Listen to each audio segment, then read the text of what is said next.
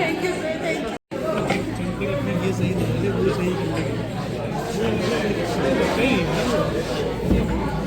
Finally हमारी seat भर गई। अब कोई नहीं आएगा, अब कोई नहीं आएगा।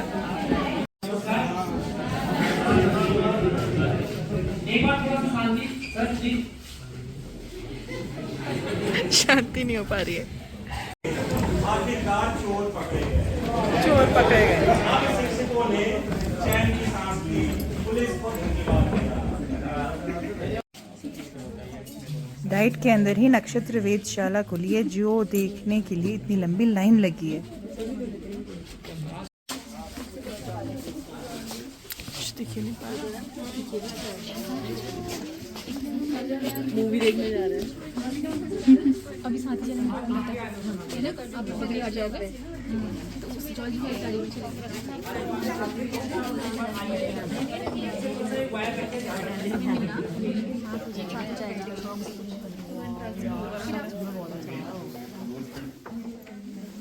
इसमें ध्यान रखना, पाँव ना पड़ेगा ना, आप आगे को आ जाइए और आगे को आ जाइए। थोड़ा सा 2 लाइन बना लीजिए, थोड़ा सा आप हट जाइए आगे, इसके साथ लग जाइए। हाँ, और आगे आ जाइए मैम, थोड़ा सा आगे आ जाइए।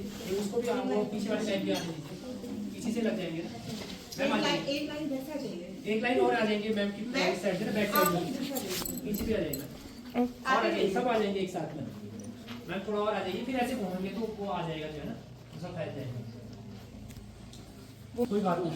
ये जो है यहाँ पर जो है ना एक सोलर सिस्टम का बना रहा है। साइंस भी है, हिस्ट्री भी है, ज्योग्राफी भी है, मैथ्स भी है, सब कुछ है इसमें इन्वॉल्व जो है। इसमें डिफरेंट टाइप के जो आपको कलर दिख रहे हैं, ये कोई सजाने के लिए नहीं बना रखा है, इसका मीनिंग है, साइंटिफिक मीनिंग होता है, ठीक है नहीं। ये सोलर सिस्टम है, हम साइंस में भी पढ़ते हैं, ज्योग्राफी में भी पढ़ते हैं। इसमें जो है पूरे प्लैनेट्स हैं, प्लैनेट्स के बारे में बताया गया है कि जो हमारे सन है, सन से सबसे तिरछा हो जाएंगे। शुक्र है, पृथ्वी है, मंगल, बृहस्पति, शनि, अरुण और वरुण है, और उसके कलर भी है एग्जैक्ट जैसे सिमुलेशन में होता है वैसा ही है। ये जो आपको डिफरेंट टाइप के कलर दिख रहे हैं ना वहाँ पर जलते हुए लाइटिंग दिख रही है, ये क्या होता है कि जब कोरोना से सनफ्लेम बाहर की ओर निकलते हैं हाइड्रोजन बीम से, तो होता क्या है कि जब एटमॉस्फेयर से फ्रिक्शन होता है, साइंस में पढ़ते होंगे आप लोग, तो नॉर्दर्न हेमिस्फीयर में जब ये फ्रिक्शन करती है तो क्या होती है, लाइट जलती है, उसको ऑरोरा बोरियलिस बोला जाता है, वो होता है। और साउदर्न हेमिस्फीयर में जब होता है तो ऑरोरा ऑस्ट्रियलिस बोला जाता है। तो ये लाइटिंग है, ये फ्रिक्शन के कारण होता है जो एटमॉस्फेयर में, ठीक है नहीं। इसके लिए हमने सन का सरफेस बना रखा है। देखिए कोर आपने साइंस में पढ़ा होगा ना, 6 लेयर होती है इसका। इसके सरफेस का जो टेम्परेचर होता है 6000 डिग्री सेंटीग्रेड होता है। लेकिन कोरोना पे जाते हैं उषा माइनर के टेल भाग को अगर आप देखेंगे, उसके बाद नॉर्थ की ओर देखेंगे ऐसे, तो उसके टेल पे सीधा जो दिखेगा वो आपको पोलारिस दिखेगा, वो है नॉर्दर्न हेमिस्फीयर में। बिल्कुल यही सप्तऋषि है, ठीक है।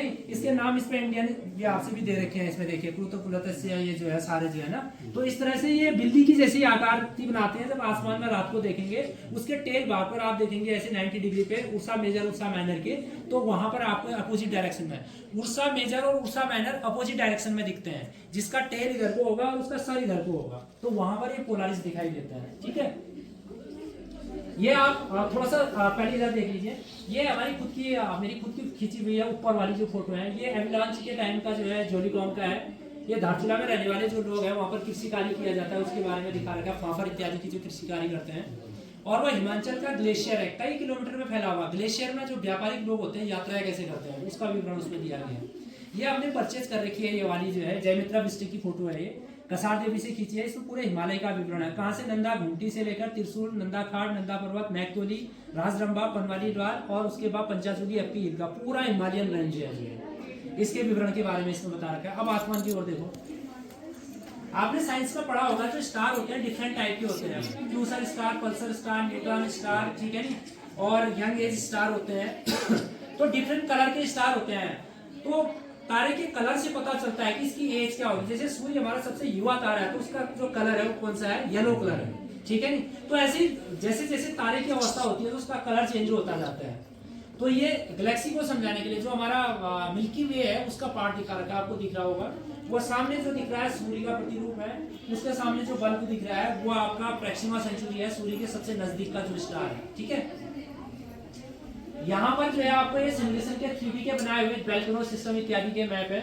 यहाँ पर जब आप घूमेंगे, यहाँ पर देख लेंगे मानव विकास का क्रम है, हम ऐसे थे पहले, जो आप आनंदम पढ़ रहे हैं ना, पहले आनंदम नहीं पढ़ते थे, ऐसे थे हमके विकास के क्रम में। यहाँ से स्टार्ट हुए धीरे धीरे, पहले जीवों का विकास जो है, जैसे हम प्री कैम्ब्रियन में जियोलॉजी का जो एरा होती है उसमें जाते हैं, pre Cambrian, ordinal, Carboniferous, Jurassic और होमो सेपियंस में जब जाते हैं तो डेवलपमेंट विकास की प्रक्रिया है।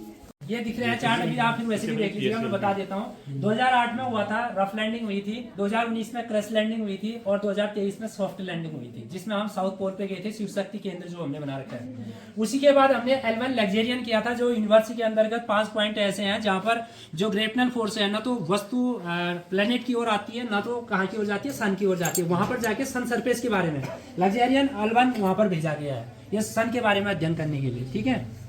ये इंटरनेशनल स्पेस स्टेशन का जो है एक मानचित्र है। अब मैं इधर आ जाता हूँ थोड़ा सा। ये PSLV और GSLV है। अब ये PSLV और GSLV है। अब जो बाहर वाले थे अभी भी दोबारा उनका अपडेट कर देंगे, आप चिंता मत करिए, ठीक है। PSLV GSLV क्या होते हैं, ये जियो सिंक्रोनिक होते हैं, एक पोलर सैटेलाइट होते हैं। एक पोलर सैटेलाइट क्या होते हैं, पोल के इर्द गिर्द ऐसे घूमते हैं। जियो सिंक्रोनिक क्या होते हैं, जैसे आर्मी के होते हैं, एक पर्टिकुलर एरिया को जो है सर्च करने के लिए उनका यूज किया जाता है। तो ये सैटेलाइट लॉन्चर होते हैं, एक PSLV है और एक GSLV है। तो आपने इसरो इत्यादि में देखे होंगे, नासा के देखे होंगे उसके बारे में। ये एक ऐसा ग्लोब है, मैम हाथ लगाइए, हाथ लगाओ कैसा है, अच्छा स्ट्रक्चर है इसका ना, प्लेटो है, पठार है, तो बच्चा बता देगा कि कॉन्टिनेंट बेस क्या होते हैं, ओशियन बेसिन क्या होते हैं। तो उसको एक छूना पड़ेगा तंबू बने हुए हैं। अच्छा, ये प्लेनेट के बारे में है, डिफरेंट टाइप के कैसे होते हैं, सीजन्स कैसे चेंज होते हैं। ये स्टार गैलेक्सी फाइंडर होते हैं, 89 तारामंडल, 27 जो हमारे नक्षत्र होते हैं और 12 राशियां होती हैं, उनकी स्टडी करने के लिए इसका यूज करते हैं। ये फेजेस ऑफ द मून, चंद्रमा की कलाएं होती है ना, देखिए उनकी रात को आपको अष्टमी में पूर्णिमा, न्यू मून और फुल मून के बीच में चंद्रमा अपनी कलाओं को बनाते हैं ना, तो उसको समझने के लिए आपने देखा होगा कि जब हम अर्थ से देखते हैं ऐसा दिखता है तो क्या है, फुल मून है, और जब एकदम ब्लैक दिखता है ऐसे 365 24 आवर के टाइम जोन बनाते हैं ज्योग्राफिकल दृष्टि से। 360 डिग्री हमारे लॉन्गिट्यूड होते हैं, लैटिट्यूड को हम डिवाइड करने के लिए इसका यूज करते हैं। और साथ में ये यूज किया जाता है कि जो अक्षांश होते हैं वो स्थान का निर्धारण करते हैं और जो देशांतर होते हैं वो समय का निर्धारण करते हैं। हमारी पृथ्वी बाहर से तो वैसी है, तो अंदर से ऐसी है, दिख रहा है आपको, ऐसी है। इसका सबसे इनर जो पार्ट होता है 6372 किलोमीटर की गहराई में कौन सा कोर सेंटर है, ये निफेफ्लस फेरियम से बनाया है। इसको हाई प्रेशर हाई टेम्परेचर के कारण ये प्लाज्मा अवस्था में होता है। प्लाज्मा जानते हैं आप क्या होता है, साइंस में पढ़ा होगा आपने, वो क्या होता है, ना तो लिक्विड फॉर्म है ना हार्ड फॉर्म है ना गैसियस है। ये प्लाज्मा है, अर्थात इलास्टिक जैसे चिपगम खाते हैं ना, वो ना लिक्विड है ना गैसियस है ना हार्ड फॉर्म है। तो इस अवस्था में रहता है हाई प्रेशर के कारण। इसके ऊपर जो आती है ये आती है ऊपर अपर कोड आती है 5100 किलोमीटर की गहराई पे आता है क्षेत्र। इसके बाद गुटनबर्ग डिस्कंटिन्यूटी आती है, फिर मेंटल एरिया आता है जिसमें मैग्मा पाया जाता है। हाई प्रेशर हाई टेम्परेचर के कारण ये प्रेशराइज रहता है, लेकिन प्लेट्स जब मूव करती है तो वो रिलीज होता है और बाहर निकल के लिक्विड फॉर्म में चेंज हो जाता है, जिसको हम लावा बोलते हैं, और ज्वालामुखी प्रक्रिया होती है। जैसे खींची गई कोणीय दूरी की माप जो उत्तर और दक्षिण दिशा में अर्धवृत्त का निर्माण करती है, देशांतर है, और ये 360 होती हैं। पृथ्वी के उत्तर एवं दक्षिण दिशा में खींची गई रेखाएं जो ध्रुव की ओर छोटी होती जाती है और वृत्त का निर्माण करती हैं, अक्षांश रेखाएं, ठीक है नी। ये अक्षांश और देशांतर रेखाओं को समझिए। इसमें आप डिग्री देख रहे होंगे, पाई चार्ट देख रहे होंगे, ये मैप उस चीज के लिए आता है, ठीक है। ये मैनुअल क्या है जो है हमारा एक तरह से सोलर सिस्टम को समझने के लिए। आपने देखा होगा ना, हमारी ईजा माताएं लोग बोलती थी, भाभी या फिर हमारी दादी बोलती हैं कि भिड़ी में दीवार में घाम आ गया, इतना बच गया होगा, या आप प्रेडिक्शन करते हो ना दरवाजे तक आ गया है, तो ये है अगर 12 बजे आए तो छाया क्या होगी, सीधी होगी कहीं, फिर जैसे जैसे बढ़ते जाएंगे तो क्या होगा, टाइम का पता चलेगा। मैनुअल घड़ी है ये। एक होते हैं, तत्व होते हैं, खनिज बनते हैं, फिर रॉक्स बनती है, उसमें क्या होते हैं, कोर्स बनते हैं, तो उसमें ये ओरिजिनल है। आप जैसे देखेंगे चमकीला हेमेटाइट क्या होता है, लोहा होता है ना, लेकिन आप लोहे का आयस के देखेंगे तो चमकता हुआ अंगूठी का जैसा नग दिख रहा है, इतनी दूर से दिखा रहा हूँ, कोर्स के ठीक नीचे लिखा हुआ देखो जो, वो हेमेटाइट ऐसा होता है लोहा, आयस के रूप में जब होता है, फिर इसको प्रगलित किया जाता है, तब जाके इससे उच्च कोटि का लोहा बनाया जाता है। इसी प्रकार के टिप किया जाता है, परमाणु घड़ियों के आधार पर किया जाता है। ये जस्ट सर जहाँ पर पढ़े सर थोड़ा सा यहाँ पर सिस्मोग्राफ का डेमो रखा हुआ है। सिस्मोग्राफ ऐसा होता है, जिसमें अर्थक्वेक को मेजर किया जाता है। जब स्प्रिंग मूव करती है तो इसमें वर्टिकल ऐसे लाइन बनती है और जितनी कंपन होगी और जैसे सिस्मोग्राफ पे रिक्टर स्केल में जो है अर्थक्वेक को मेजर किया जाता है। और मान लीजिए कि मैंने अभी बोला 1 रिक्टर स्केल का है और उसके बाद 2 बोला, तो 2 में से क्या हुआ कि पहले से 10 टाइम्स ज्यादा है। जो सेकंड अगर हम बोलते हैं, थर्ड अगर बोलते हैं तो फिर मल्टीप्लाई उतना आगे हो जाएगा, तो 10 टाइम आगे होता है जो सेकंड वाला आता है। यहाँ पर हिमालयन भूगर्भीय संरचना जो पूरे थ्रस्ट है, मेन जो मेंटल थ्रस्ट है, मेन जास्कर थ्रस्ट है, साउथ तिब्बतियन बेल्ट है और सेंट्रल थ्रस्ट है, पूरा ज्योग्राफिकल एरा इसमें बताया गया है। और ये पूरे जो है मैप है, ब्लॉक्स है, अर्थक्वेक सिस्टम, कार्बन साइकिल और रिवर ऑक्सीजन कार्बन साइकिल के डिफरेंट टाइप के समझाए गए हैं। ये मून अभियान के डिजिटल पिक्चर है, इसको आप गूगल से को लगाओगे तो आपको पता चलेगा कि इसकी एक्चुअल पिक्चर क्या है। ये दीवार प्रतियोगिता बना रखी है।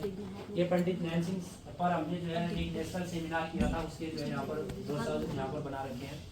तो इस तरह से मैं इतने कम समय में इतना ही बता सकता हूँ आपको। ऐसा लगा आपको? इसके लिए एक अप्रेंटिस हम ऐसे ही घूमते हैं, हम इसके ऊपर खड़े हैं, ग्रेविटेशनल फोर्स है इसलिए हमें पता नहीं चलता है, ऐसी करते ऐसे ही घूम रही है। आपको कोई शक है इसमें क्यों घूम रहा है? ये वाला सर, वो मून है उस पर छोटा वाला। सर ये बनाया कैसे? ये बना रखा है मैम, जो है मोटर लगा रखी है इसमें। ये समझाने के लिए सन के चारों तरफ अर्थ ऐसे घूमती है और अर्थ के चारों ओर मून ऐसे घूमती है। ये सूर्य है। हाँ, ये सूर्य है, ये पृथ्वी है और ये चंद्रमा है। ये तीनों घूम रहे हैं, लेकिन हमें आभासी रूप से सूर्य दिखाई नहीं दे रहा है, जबकि ये भी अपनी गैलेक्सी का चक्कर लगा रहे हैं। अब जिनका पहले फेज वालों का हो गया वो जा सकते हैं। फाइनली ट्रेनिंग हो गई है खत्म। शाम के बज रहे हैं 4:30 और अब हम लोग सभी जाने के लिए तैयार हो गए। कैसी रेस लगा रखी है देखो सबने। फाइनली ट्रेनिंग पूरी हो गई है। ये हमारे साथी का इतने खुश नजर आ रहे हैं देखो, क्योंकि सब लोग अपने घर जा रहे हैं 2 दिन के बाद अपने परिवार वालों से मिलने वाले। अब दिखाती हूँ आपको इतना सुंदर नज़ारा। वाह कितना अच्छा लग रहा है ना, ये चीड़ के पेड़ों का जंगल। हालांकि चीड़ का पेड़ अच्छा नहीं होता हेल्थ वाइज अगर हम देखें, लेकिन ये सीनिक ब्यूटी में बहुत ज़्यादा अच्छा होता है।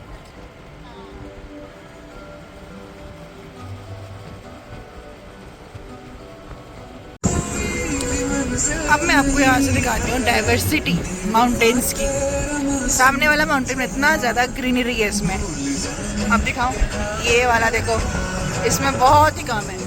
इसके बाद एक और कैप्चर करूँगी, यहाँ पे तो हो नहीं पा रहा। जब रोड चेंज होती है फिर करती हूँ, फिर दिखाती हूँ।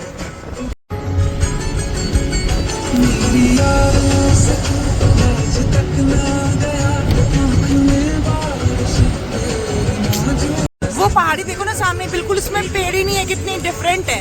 ये अलग से उठी हुई है बीच में। जब नोटिस करते हैं ना बहुत मजा आता है देखने में। कितने सारे स्लोप्स हैं, सब कुछ देखने में। और ये नीचे जो है जंगल है, कितना अच्छा है ना। बारिश का मौसम भी हो गया है दोस्तों, टाइम से पहुंच जाएं हम। 5 बजे है लेकिन धूप है अभी सामने वाले पहाड़ में। अब दिखाती हूँ आपको सनसेट का एकदम मस्त व्यू। मजा आ गया यार, वहाँ से यहाँ तक। ना रहने दीजिए, आप तो कितनी बार आते जाते रहेंगे।